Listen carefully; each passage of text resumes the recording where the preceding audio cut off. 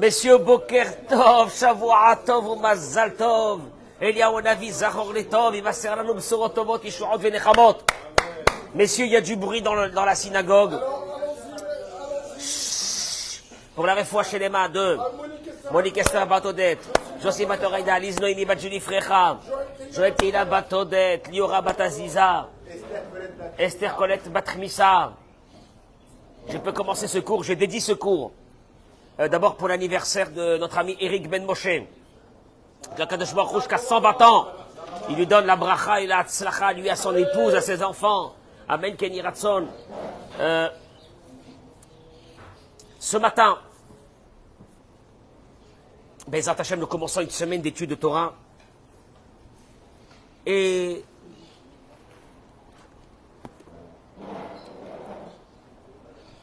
dans ces périodes de troubles dans lesquelles nous vivons,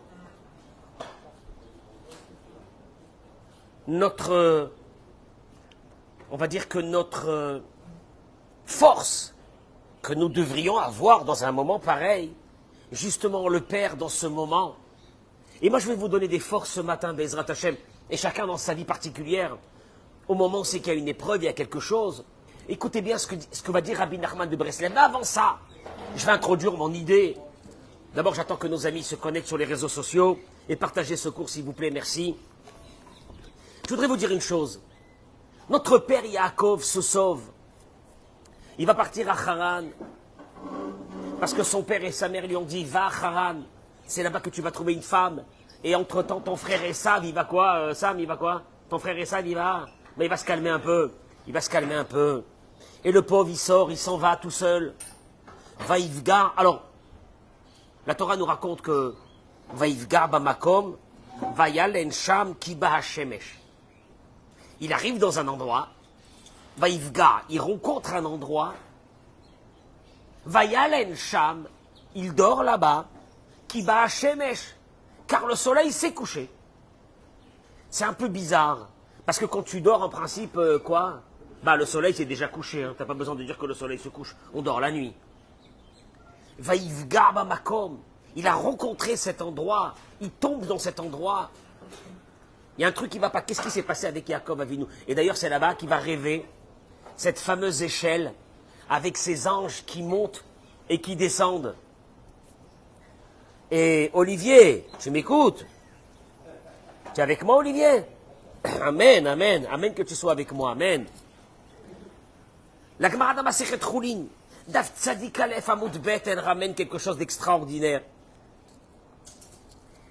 Alors, ce que vous ne savez pas, nous on a l'impression que lui, il est en train de partir à Haran, il arrive dans un endroit, ce fameux endroit, c'est quel endroit? C'est où? Où c'est qu'on a le Kotel? Le Beth Amikdash, c'est là-bas qu'il est passé pour aller à Haran. Nous on a l'impression qu'il est arrivé là-bas, c'était la nuit, il a dormi là-bas. La Gemara nous dit pas du tout. Qui mata les Haran. Yaakov est déjà arrivé à Haran. Et voilà qu'il arrive à Haran, donc tout va bien. Amar, il a dit, Efshar avarti al makom shitpalelu avotai, vani lo itpalalti. Mince. Quoi? Qu'est-ce qu'il y a? Mince, qu'est-ce qu'il y a? Je suis passé par l'endroit où mes parents, mon père et mon grand-père, ont prié. Et moi, je ne me suis pas arrêté pour prier là-bas. Waouh, qu'est-ce que je fais? Maintenant, il est déjà à Haran, hein. Tu me suis? Kad yariv da'ate le mehdar. Il a, dans sa tête, il a une pensée de dire quoi? Je retourne. Je peux pas, Eric, je peux pas passer dans l'endroit où mes parents, ils étaient là-bas et moi pas prier. Mais maintenant, tu es déjà à des centaines de kilomètres. Tu fais comment, toi? Ah, je vais retourner. Il a une pensée de vouloir retourner. Kaf tzale ara, miyad. Vaïvga bamakom. Le chemin s'est raccourci. En quelques minutes, il s'est retrouvé dans l'endroit. C'est ça, Vaïvga bamakom. Il est retombé dans l'endroit. Il a rencontré l'endroit. Qu'est-ce que ça veut dire, il a rencontré l'endroit?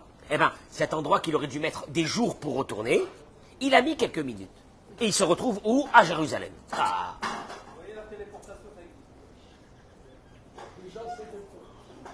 Kad tzale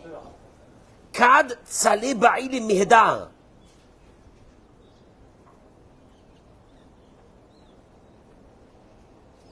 Et donc il s'est mis à prier dans cet endroit.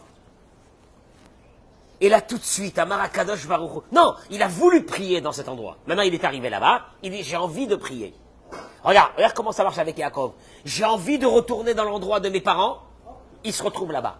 J'ai envie de prier dans cet endroit. Amar HaKadosh Baruch Hu, Dieu a dit, Tzadik zeba les bêtes meloni, veipater belolina. Ce tzadik, qui dit Dieu, est arrivé dans Beth Méloni, dans mon hôtel. Et moi, je vais le laisser partir maintenant la nuit, sans lui donner, entre guillemets, gîte et couvert. Quoi? Il va prier, il va repartir. Faut qu'il dort là-bas. Faut qu'il se repose. Les paroles de Dieu. Miad Bahashemesh. On était en plein milieu de la journée, et le soleil se couche, et la nuit arrive. Tu m'entends?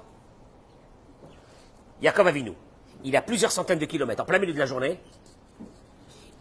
Il a envie de retourner, il se retrouve là-bas. Il a envie de prier et de passer un moment là-bas. Dieu lui dit, je te mets la nuit pour que tu restes avec moi. Il a envie et ça se fait. Il a envie et ça se fait. La Madnoumikan, il dit le Rav Reuven Karlinstein. Nous apprenons d'ici. Akadosh Baruch Hu asa shinui tevar mufla. Dieu a changé le monde pour le mérite de Yaakov, pour l'honneur de Yaakov. Milevat kfitat haderech, à part qu'il a eu le chemin qui s'est raccourci. Il y a eu ici un changement de la nature, que le soleil s'est couché à 3 heures d'après-midi. Allô? C'est quoi ça? Amar Hashem yitbarach hu kivyachol kol kach mishtokek shehatzadik yeh bebet meloni. Dieu dit, j'ai tellement envie que ce tzadik il reste dans mon hôtel. Je mets la nuit, je change la nature, moi.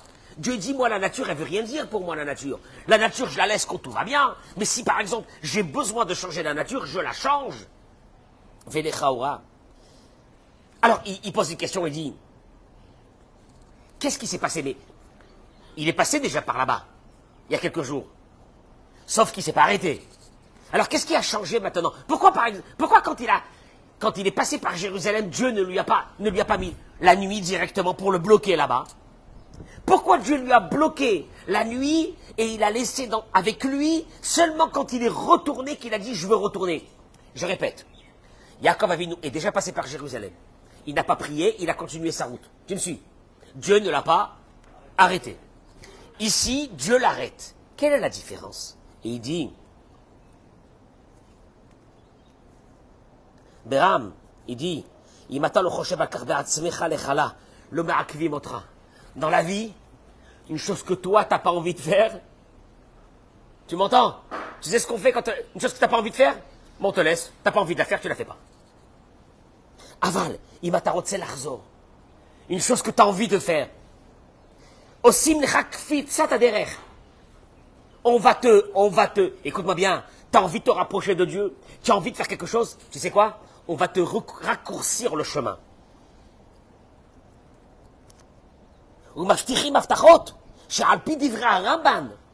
Et on va te donner des promesses que d'après le Nachmanide, il n'y a pas eu un tzaddik qui a mérité des promesses pareilles de Dieu. Parce que, avec tous les autres pères, Dieu a dit, j'enverrai un ange qui te protégera dans le chemin. Ça s'est marqué avec les autres. Tu me suis? Aval Yaakov Avinu a été aftacha nosefet. Mais chez Yaakov, il y avait une autre promesse. Dieu lui-même, il lui dit, je serai avec toi et je te protégerai où tu iras.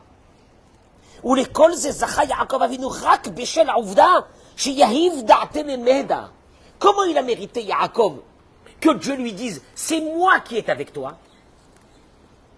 Eh ben, il dit le Rav Reuven Karlinstein, la réponse elle est simple.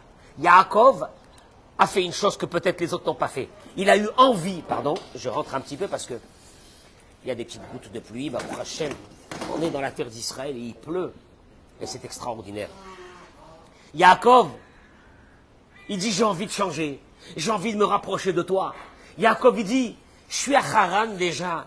Mais dommage que j'ai pas prié. J'aurais bien voulu me retrouver là-bas. Dieu lui dit, quelqu'un qui dans sa vie, il a des envies de changer, des envies de progresser, des envies d'avancer. Akadosh Baruch Hu, qu'est-ce qu'il lui fait? Il lui raccourcit le chemin.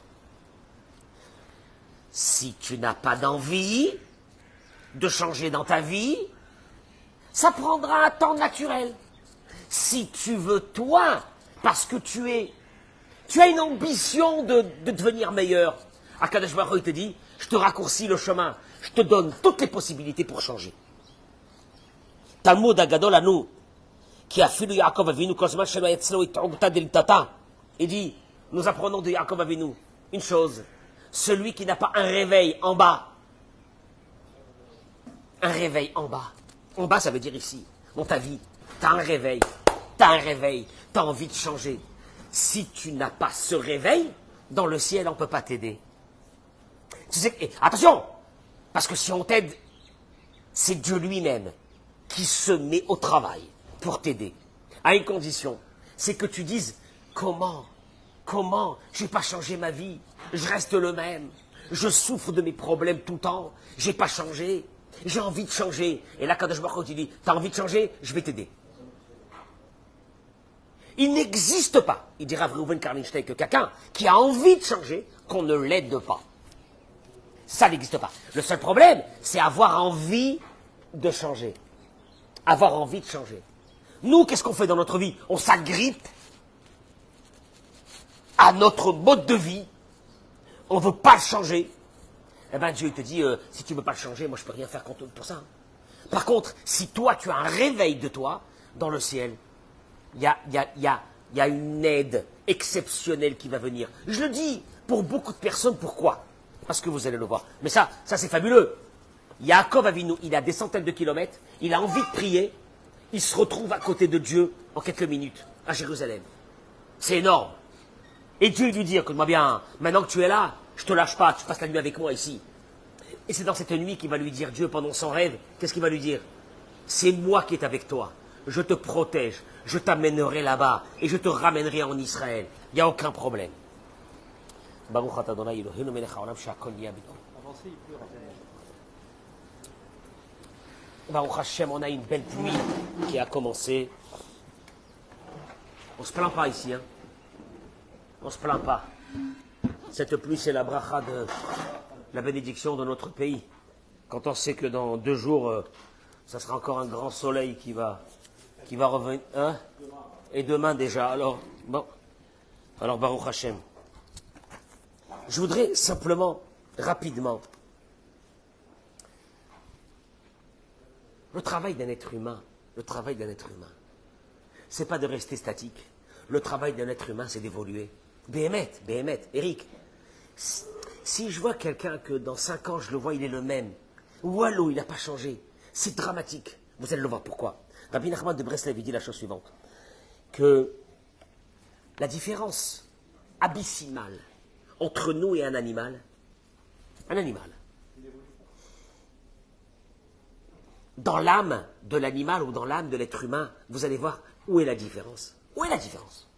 Où est la différence entre un animal et un être humain? Il dit, Olivier, tu m'entends?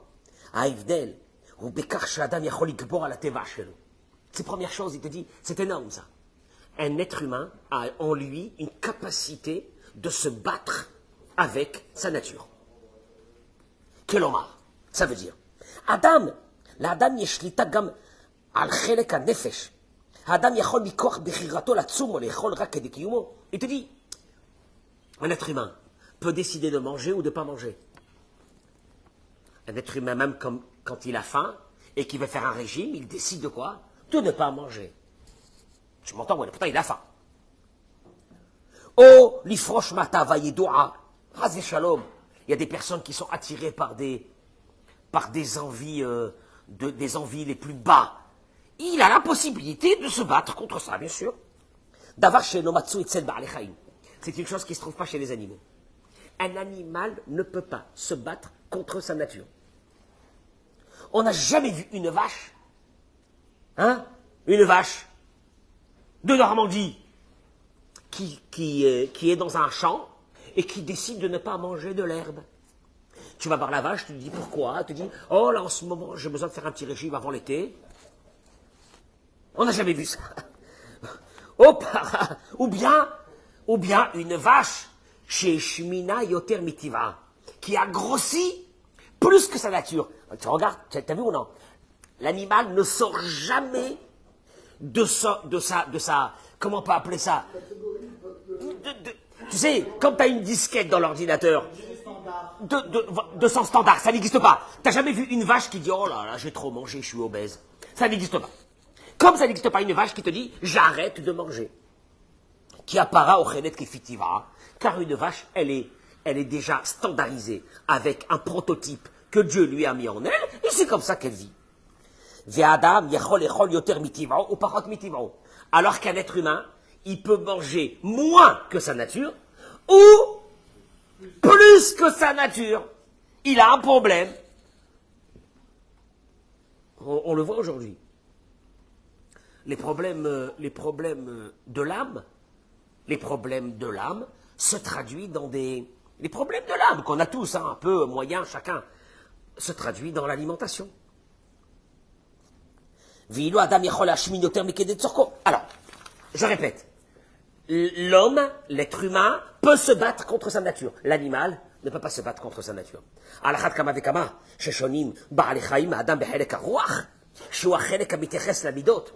il y a encore une deuxième, on va dire, un deuxième volet dans la différence entre l'homme et l'animal. Alors celui-là, il est fabuleux.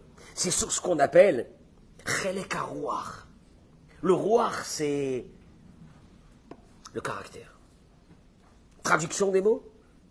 Hamitiches la midot, les caractères. Par exemple, haga'ava, l'orgueil. Ha'anava, l'humilité. Ha'ka'as, la colère. Ha'richutapayim, tempérer, ne pas se mettre en colère.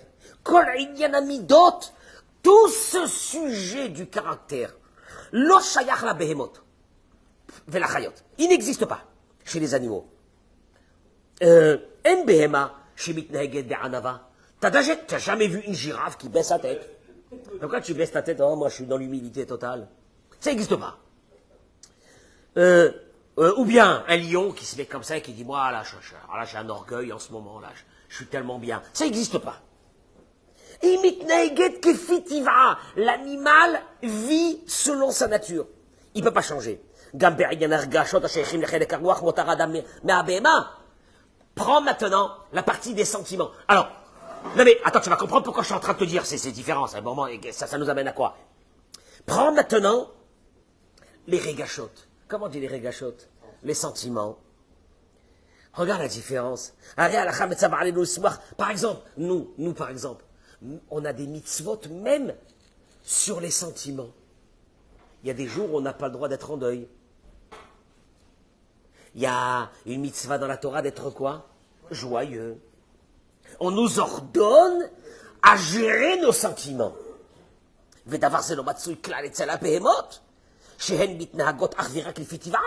Chez les animaux, ça n'existe pas. Ça n'existe pas. Contrôler ses sentiments. Il n'y a pas, ça n'existe pas. L'animal, il a les mêmes sentiments, il a le même caractère, tout le temps. On est bien d'accord. T'as jamais vu un beau matin un cheval qui se lève et qui dit « Mitzvah gedola liot besimcha tamid » et je vais dans la joie aujourd'hui. Il n'y a rien à faire. Tu peux voir, il y a des personnes qui ont chez eux un cheval ou un âne dans leur jardin. Il a la même tronche toute sa vie. Il ne change pas. Nous, par contre, on nous demande de quoi? La joie. On demande la joie. Traduction des mots. Tu peux pas dire moi je suis quelqu'un de triste. Non, parce que nous, on est triste de père en fils. C'est comme ça qu'on est, nous. On n'est pas expressif. Alors, on montre rien. Bah alors, comment t'es? Tu peux donner tous les mots que tu es. Comment t'es? Ah bah, t'as une tronche de je sais pas quoi. Et ben voilà. Et il y a une mitzvah. Dans la Torah, même les sentiments, il y a une mitzvah. Gam Aïnyan, Abusha ve'acharata. Il te dit la honte et la charata, le regret.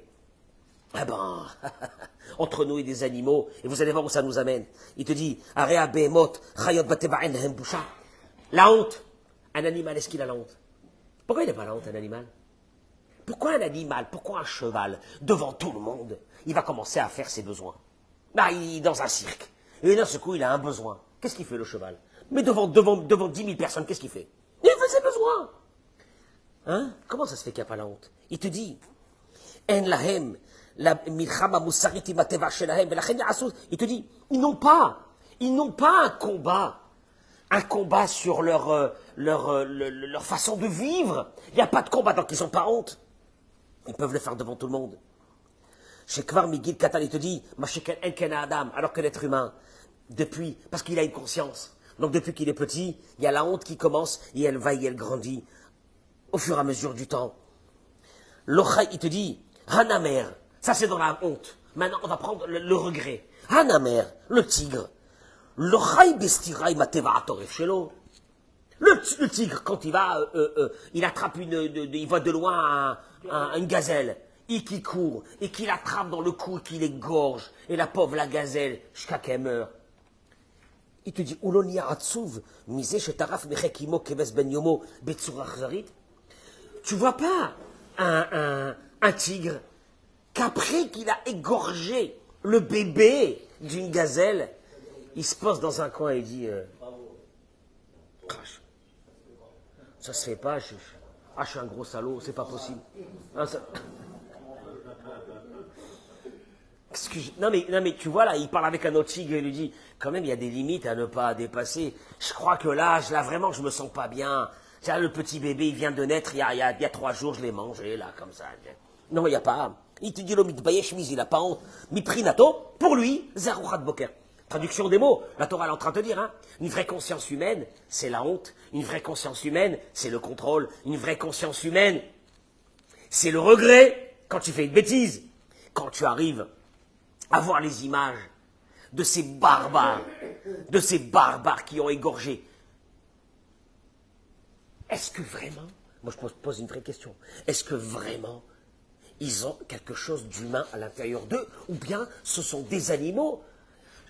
Est-ce qu'on peut, en vérité, est-ce qu'on peut devenir un animal sans honte, sans conscience, sans regret?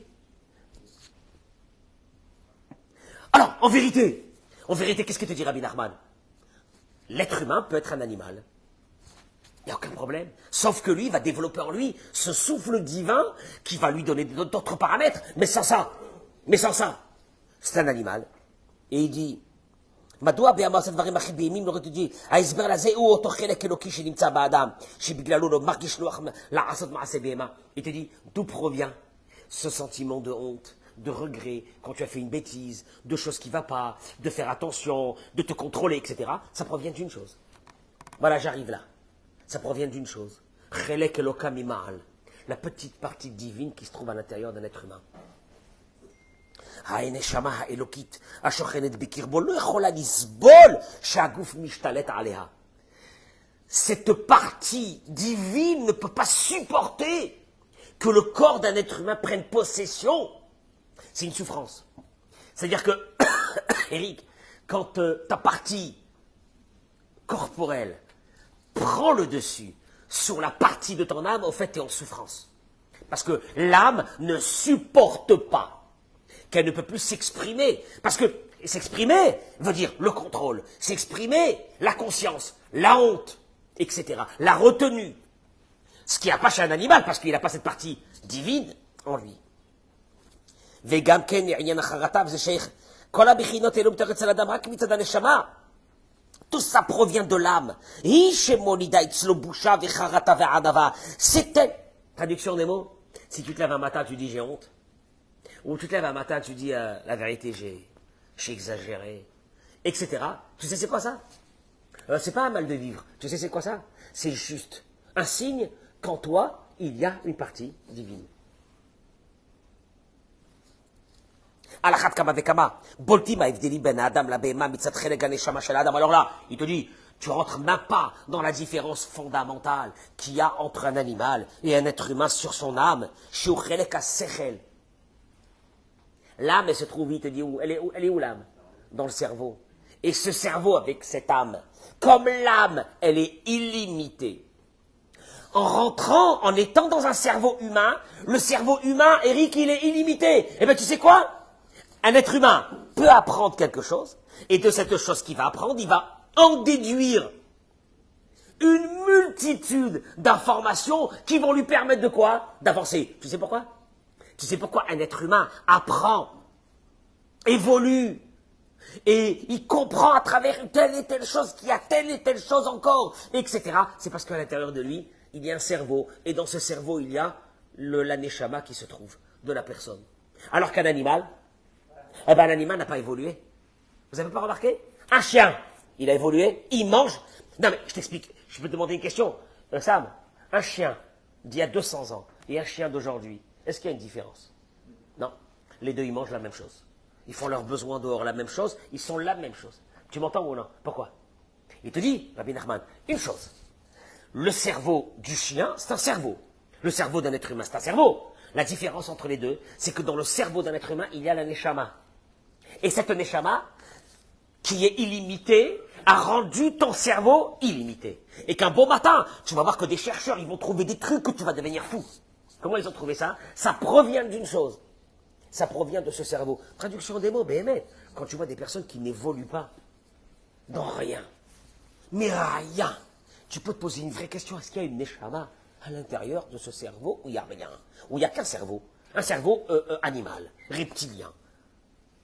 Il te dit, va d'avoir shachim avdi ben ba'alechaim l'adam kamovan koach hadibour. Alors, le summum de cette différence, koach hadibour, la parole. Il te dit, la force de la parole, c'est pas simplement de prendre avec ses cordes vocales de l'air et de faire sortir de ça des paroles. C'est pas ça. Parce que, il te dit, de faire sortir des cris et des sons. Même les animaux, ils ont des cordes vocales, et avec ces cris et ces sons, ils communiquent entre eux. Mais la différence, elle est fondamentale, il te dit.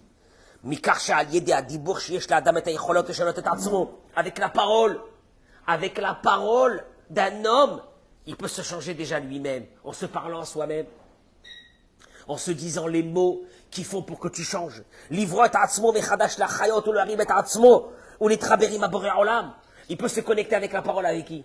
Avec Dieu. Tu te rends compte que quelqu'un il fait du Teilim, quand quelqu'un il fait la Hamida, il sort des mots. Moi, chaque fois que je pense à ça, je me dis c'est de la folie. Tu fais sortir des mots de ta bouche. On fait le Kaddish, Eric. On fait le Kaddish tous les matins. C'est des mots qu'on dit, oui. C'est des mots, hein. Idgadal, Vidkadam. On parle, on dit des mots. Ces mots-là élèvent l'âme du défunt en haut. Je sais pas compris. On est nous ici à Poleg, on fait un Kaddish là ici comme ça. Ces mots qui font sortir de nos... C'est Nora, ça fait peur. Ça veut dire que tu dis Baruch Ata Hashem Elokeinu, Veloke Avotenu, tu es en train de parler avec Dieu, tu ne te rends même pas compte de ce que ces paroles y font. C'est que chez l'homme, l'animal il n'a pas ça. L'arguiche de écouter Hashem, c'est grâce à la parole que tu peux te connecter avec Dieu. La dibour yeshgam koach nifon lishuot venissim le ma'ala min hateva. Il te dit n'oubliez pas une chose, la parole, elle peut faire des miracles. Vechol elu dvarim, il le ramène dans un autre endroit, que quand tu souhaites à quelqu'un quelque chose de bien, dans le ciel, ces paroles, ils sont prises et on fait avec ça quelque chose. Tu souhaites à quelqu'un refoua chez les mains. Toi, tu crois que tu dis, bon, t'as dit refoua chez les mains, c'est une formule de quoi? De politesse. C'est pas une formule de politesse. Quand tu dis à quelqu'un yetov, quand tu dis à quelqu'un beatzlacha, quand tu fais une bracha à quelqu'un, tu ne te rends même pas compte de ce que ces mots-là, ils font dans le ciel. Et là, il termine et il dit, il dit, eh ben de là est venu le concept dans le judaïsme, depuis la nuit des temps, d'aller chez un tzaddik pour recevoir quoi? Une bracha. Bon, qu'est-ce qu'il t'a dit? Ah ben, il m'a dit, voilà, comme ça. Bon, ok, il t'a dit. Il t'a dit. Ah ben non, c'est pas il t'a dit. Ces mots, ils sont montés en haut. Et ils vont faire quelque chose. Et plus l'âme de la personne, elle est pure. Pourquoi elle est pure? Comment elle est devenue pure, l'âme de la personne? Tu l'as développée. C'est un muscle. L'âme, c'est un muscle. Tu peux avoir une âme primaire. Il y a des êtres humains qui ont des âmes primaires. Ils n'évoluent pas. Ils ne changent pas, ils mangent, ils dorment, ils copulent, ils ont des enfants, et c'est tout. Ils ont des âmes primaires. Elle est là, mais elle ne s'est pas développée. Tu sais, c'est comme un muscle. Tu prends des haltères et tu commences à faire comme ça. Qu'est-ce qui se passe? Tu développes les muscles. On est bien d'accord. Il n'y a pas développé. Et puis il y a des personnes qui ont tellement développé la conscience de l'être humain, la différence entre nous et un animal, de se contrôler, de ne pas parler des bêtises, de ne pas dire n'importe quoi. Comment tu te conduis? La honte. La honte. La honte. Pas la honte vis-à-vis des autres. Je m'en fiche, moi, des autres. La honte vis-à-vis de moi-même. Comment tu te conduis toi-même? Comment tu te conduis? On le dit dans la prière que Adam, Shamaim Baseter Kebagaloui. Toujours, l'être humain, on le dit tous les matins, il doit avoir la crainte de Dieu.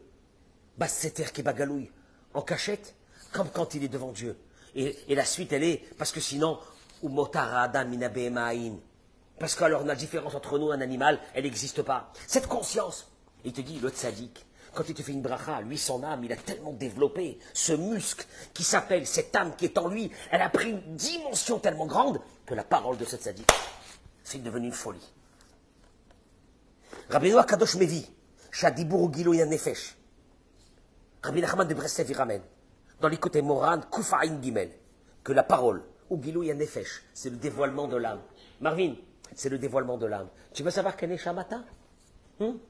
Est-ce que ta neshama, elle est propre? Est-ce que ta neshama, elle vient d'un endroit qui est bon? Est-ce que cette neshama, tu vas la transmettre à tes enfants, une partie de cette neshama? Il dit, Dibour. Chez Dibour, chez l'Adam, Enosta mashma'at kol. Parce que la parole d'un homme, c'est pas simplement le son d'une voix, ketzif tsuf hatziporim, comme le pépiment des oiseaux. Mais il dit, Ilou ha'isha Israël yachol ema dibour shelo livro olamot. Il dit Rabbi Nachman, avec ta parole, tu peux créer des mondes. Tu te lèves le matin et tu dis Hachem, je t'en supplie, j'ai besoin que tu m'aides pour telle et telle chose. Toi, tu crois que ces paroles, ils sont partis comme ça? Ils créent des mondes. Ils créent des supports où tous tes problèmes, ils vont se poser là-bas. Et un bon matin, tu vas les voir qu'ils vont se résoudre les uns après les autres. Avec ta parole. Il te dit, avec la parole, l'imsor da'at, tu peux transmettre la émouna aux autres. Les holid nefashot, tu peux faire naître des âmes. Qu'est-ce qu'il voulait dire Rabbi Nachman, faire naître des âmes avec la parole? Eh bien, quelqu'un qui va t'écouter. Son âme était malade, son âme était fermée, son âme était bloquée. Eh bien, tu sais ce qui va se passer maintenant, il va t'écouter. Ces paroles, ils vont rentrer à l'intérieur de lui, tu vas faire naître une âme. Ah, parce que tu crois que, Marvin, je demande à quelqu'un combien d'enfants tu as. Elle va me dire j'ai 2 enfants ou j'ai 3 enfants. Ben, c'est faux. Parce qu'avec ta parole, tu as fait naître des âmes encore dans d'autres endroits. Ce sont tes enfants à toi. C'est la dimension de la parole d'un être humain. Et là, il dit la chose suivante. Il te dit, je t'en supplie, comprends une chose. Fais naître en toi cette volonté d'évolution. Parce que tu n'es pas encore un animal en plus dans l'humanité. Nivreta betzelem elokim.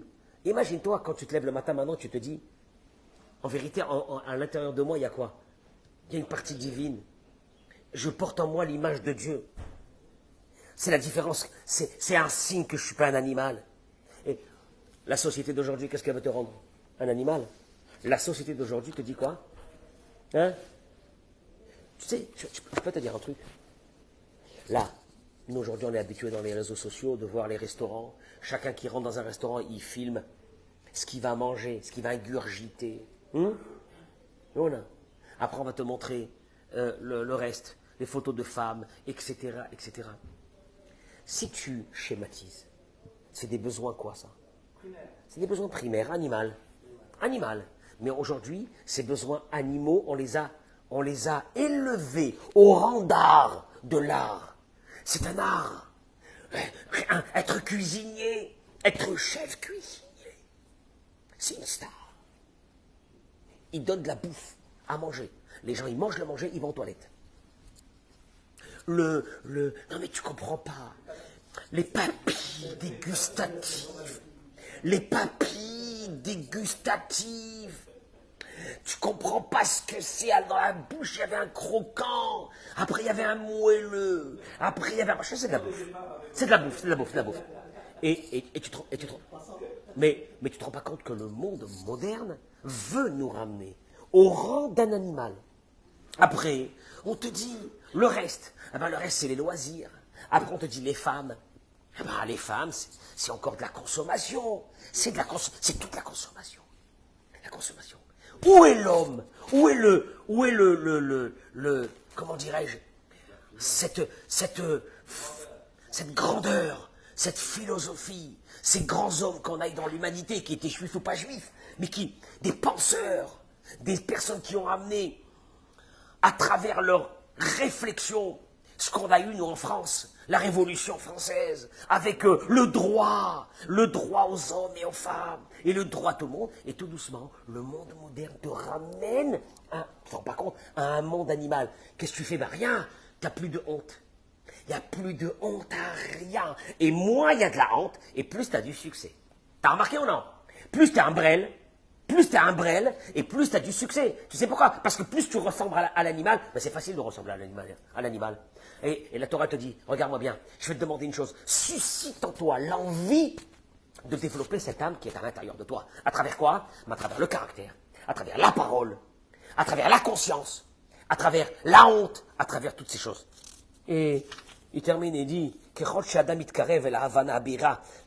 plus tu te rapprochas de l'idée que toi, homme et femme, tu n'es pas seulement un corps, c'est pas possible. Il y a une âme. Ah ben oui, si toi, tu n'as pas d'âme, en principe, tu devrais te mettre à quatre pattes et brouter de l'herbe par terre et faire meuh, et être tranquille et faire tes besoins. Ou non, non, tu ne le fais pas, non, comment ça se fait? C'est que tu as une différence fondamentale. Et je répète encore, hein, l'animal n'a pas évolué, l'homme a évolué. Donc tu comprends que dans l'homme, il y a quelque chose qui est illimité, que dans l'animal, il n'y a pas. L'animal, depuis son départ, il est schématisé, et puis c'est terminé, il restera comme ça toute sa vie. Un animal, même si un animal il vit 100 ans, une vache, elle peut vivre 100 ans, c'est la même vache en 100 ans. Un homme en 100 ans, bah, il peut devenir Einstein. Un homme en 100 ans, il peut devenir, je ne sais pas moi, ceux qui ont inventé les plus grandes choses, ceux qui ont inventé le téléphone, l'électricité, etc. Et le monde entier, la lumière, et toute l'évolution du monde. Mais elle provient d'une chose. C'est qu'à l'intérieur de toi, il y a quelque chose de beaucoup plus grand qu'un animal. Il y a à l'intérieur de toi, oh, alors, non mais l'être humain c'est un animal. Non, l'être humain c'est pas un animal. On veut nous rendre des animaux, mais l'être humain c'est pas un animal. Maintenant, une chose, hein. Quand je vois quelqu'un qui est bloqué dans sa vie, qui n'arrive pas à évoluer, tu sais ce que je me dis? Une chose. Sa partie de sa neshama, il n'arrive pas à la développer, c'est tout. Parce que s'il a développé, tu deviens quelqu'un d'énorme, de très très grand.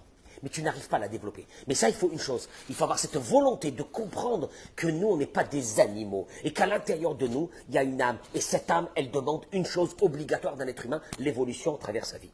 Et il termine et dit, en quelques mots, יש לדעת לעשות את בין העני האמיתי שלו לבין הרצונות הנפולים המתוארים אצל הגוף עם חלילה עבר. עליו בשבתחילה מתחזק בזיכרון נקודת המוצא ורק משם הוא פועל בדרכי תשובה.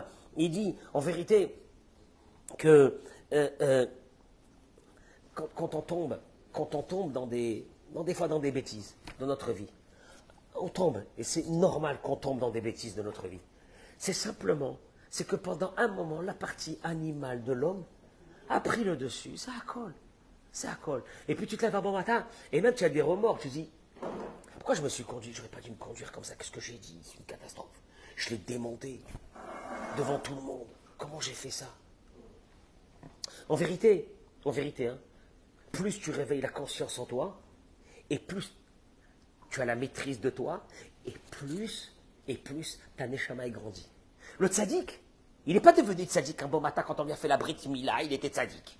Non, le tzaddik, il est tombé, il s'est relevé, et il a dit non, la partie de mon âme, qui veut dire ma conscience. Conscience, t'as blessé quelqu'un, va le voir et va lui demander pardon. Tu as le regret, l'animal, il n'a pas de regret. Le tigre, quand il mange un bébé gazelle, il ne dit pas le lendemain matin, je suis dégoûté de ce que j'ai fait hier. Ah, je suis dégoûté. La vérité, si je retrouve la maman, bémet, que je lui, tous mes je lui dis tout ce que je pense. C'est, non, mais s'il voit la mère, il la mange aussi. Ma pitome. C'est conscience. La différence, tu sais quoi, quand tu vois des personnes qui n'ont pas de regret, qui n'ont pas d'état d'âme. Mais les états d'âme, et tu veux que je te dise une chose, je termine par ça. Les grands torturés de la vie, c'est qu'ils ont une très grande neshama. La seule chose, c'est qu'ils n'arrivent pas à équilibrer. Bon, il a fait mal. Ils n'arrivent pas à équilibrer entre le corps et l'âme. Ça sera encore un autre cours pour parler de ça. Mais,